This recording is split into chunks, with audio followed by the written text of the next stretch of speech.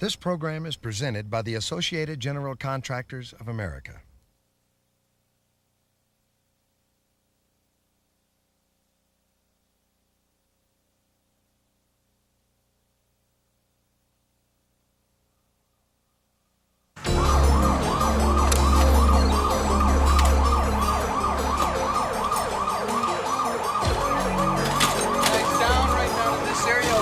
Down there.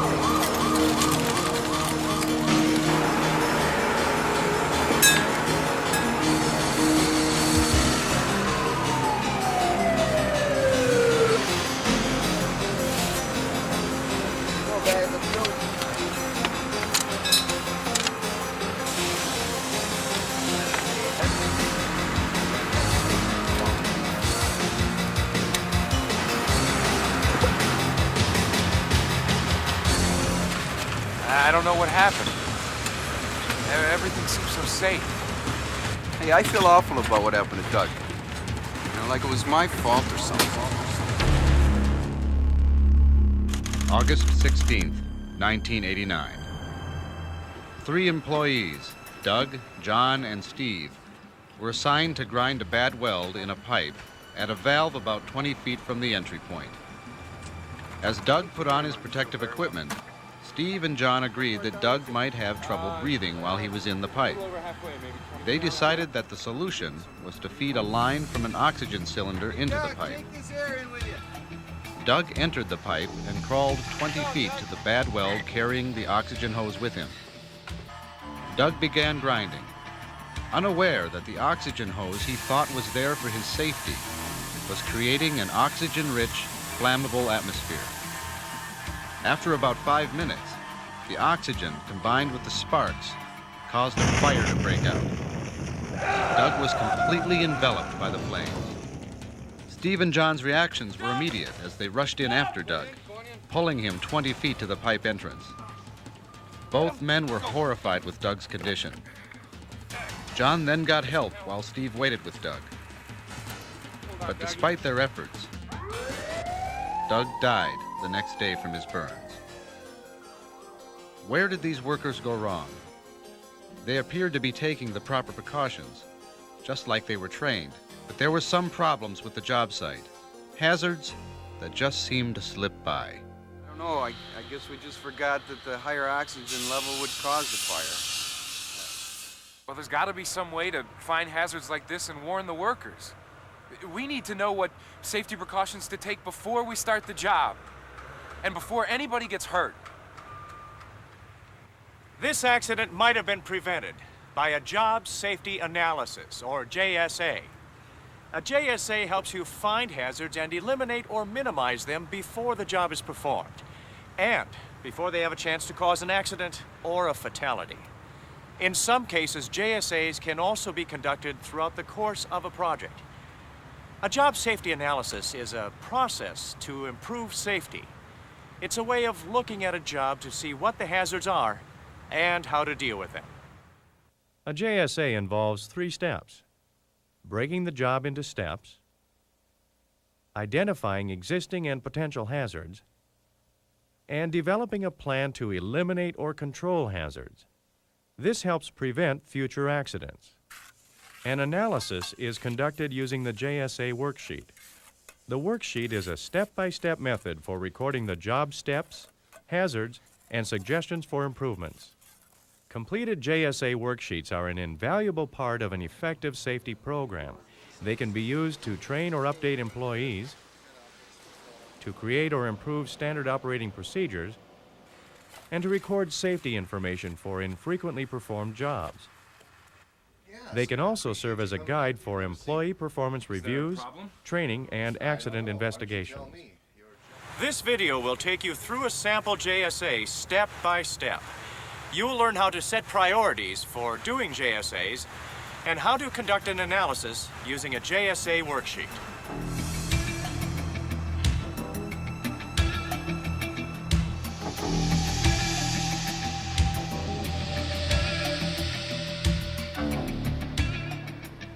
To conduct a job safety analysis, you need a JSA worksheet. This worksheet is divided into 3 columns. The first is for listing the basic steps necessary to perform the job from start to finish. The second column is for identifying existing and potential hazards associated with each job step. And the third is for recording suggestions for eliminating or controlling each hazard. Complete the worksheet one column at a time. For example, all the basic job steps should be listed before writing down any hazards. And all hazards should be identified before listing any recommendations. Concentrating on one column at a time helps ensure that the information in each column is accurate and complete. To improve overall safety at your work site, you'll want to do a JSA for every job on the site. Since you can't do it all at once, it's important to prioritize which jobs you want to analyze first. It's a good idea to look at jobs with poor accident histories first. You can find this information by looking at injury illness records and workers' compensation claims. Watch for jobs with frequent accidents, a history of disabling injuries, or the potential to cause severe injuries. Jobs that have undergone changes in procedure, equipment, or materials are also good candidates for a JSA, as are jobs that might have been affected by new OSHA regulations or standards. And it's important to analyze new jobs with little or no history.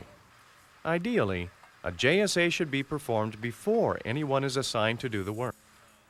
Once you have the JSA worksheet and a job selected, you're ready to begin the job safety analysis. The first step is to break down the job process. Select an employee to observe. The employee should be capable, experienced, and willing to share ideas. Make sure you explain what you are doing if this person has never participated in a job safety analysis before. Watch the employee work and record each step on the JSA worksheet. It's important to focus on what's being done, not how it's being done. Use action words and a moderate amount of detail. Enough to cover all the basics, but not so much that the information is overwhelming. One suggestion is to ask yourself these questions. What step starts the job? What's the next basic step? And so on. It's especially important to record any steps that deviate from the regular procedure, as these may be the cause of accidents. Another good idea is to videotape the job. That way you can use pause and rewind to pinpoint details of the job, and you'll have a reference for further study. Let's do a sample JSA on a job similar to the one that led to Doug's accident. Remember that JSAs help prevent accidents. Look carefully to see if Doug's could have been prevented. First, we'll go over the steps of his job, grinding a bad weld in a confined space. The steps are: checking to make sure that appropriate confined space entry procedures have been followed, climbing into the pipe, grinding the weld using a power grinder, and climbing out of the pipe. Once you have the job steps recorded, you can move on to step 2, listing existing and potential hazards associated with each step of the job. Watch the employee again, keeping an eye out for hazards caused by both the job procedure and the job's environment. Ask what is being done and why it's being done in this way.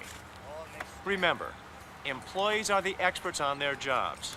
Often talking with them and asking questions gives you invaluable insight into problems with the job. Write down any obvious hazards and look for potential problems. Once you know what the hazards are, you can determine key factors related to safety. Let's look at the grinding job again. The most obvious hazard is the sparks from grinding. With adequate personal protective equipment, such as a face shield, the sparks aren't a problem. But a change to the environment is a potential hazard. Let's look for other hazards in the job. These may include placing the head inside the space while testing the air, getting trapped while entering, cuts from rough edges, poor visibility, grit and metal dust in the air while grinding, low oxygen levels inside the pipe, hazardous fumes, and difficulties in crawling backwards out of the pipe due to restricted movements. Now that we've pinpointed what the hazards are, the next step is to develop controls for each hazard identified. This can be done in one of two ways: by finding a new way to do the job, or by selecting specific controls for each hazard. If you decide to find a new way to do the job, first determine if the job can be eliminated. Some jobs, such as an employee lifting or carrying materials, can be replaced by machinery like a forklift. This eliminates hazards associated with poor lifting techniques and too heavy loads. Or look to see if the frequency of the job can be reduced. Planning ahead can reduce the number of times materials or equipment has to be moved.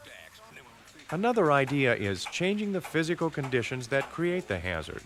For example, if you're working in a confined space with hazardous fumes or metal dust, adding fans for ventilation will significantly reduce the amount of hazards in the air. Or make changes to the job procedure. Using a sampling pump with a hose to test the air in confined spaces eliminates the need for an employee to enter the space for testing.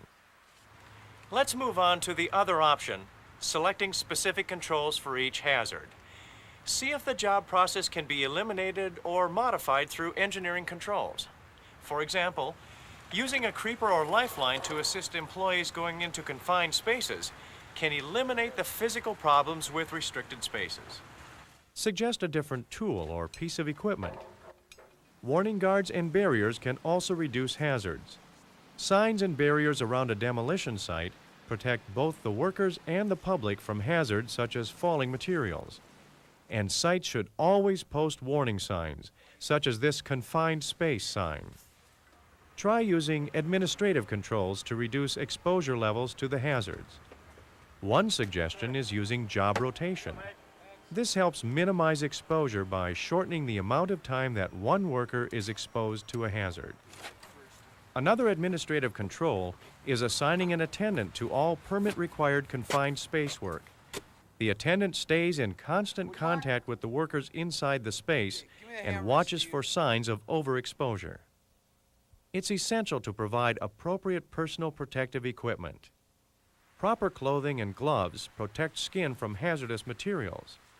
A face shield protects the worker from sparks. An airline respirator might have been appropriate in Doug's situation. It would have supplied him with breathing air while maintaining safe atmosphere levels. Safety education and training is another control and one of the most effective ways to protect employees from hazards. A brainstorming session with workers, supervisors, or the company safety director is also a good way to discover and explore solutions. Be creative and work with ideas and suggestions. A job safety analysis is a vital part of uncovering and eliminating or minimizing hazards from a construction job. A JSA involves Breaking the job into steps, identifying the hazards, and developing a plan to eliminate or minimize these hazards. Remember, every construction site is unique, so it's likely that you will come across some jobs that don't have a specific written JSA. Grinding a bad weld in a pipe is one example of a job that's only occasionally done. In cases like this, it's a good idea to look at several JSAs for similar jobs, then take this information, combine it with your own knowledge, and apply it to the situation. A construction site is full of hazards, but these can be dramatically reduced by performing frequent and effective JSAs. A job safety analysis allows you to play a vital role in improving the safety and well-being of everyone at the job site, including you. Well, we're all on the team, and part of our responsibility is to keep everybody on the team safe. I like the fact that the job safety analysis process gets everybody involved in the safety process.